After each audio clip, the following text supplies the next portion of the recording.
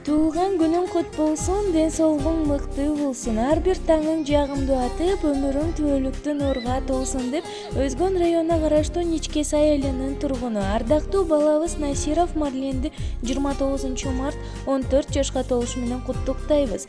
Келечек жолуң кең болсун, башыңа бакыт кут консун, жараткан колдоп өзүңдү, ойлогон оюң бүт болсун. Жыл сайын сени кубанткан туулган күнүң кут болсун. Жүзүңдү күлкү уялап, кубанычың жуп болсун. Ардактуу Марлен, жаратканым сага байырлуу кылып, дөөлөттү кайырлуу кылып берсин.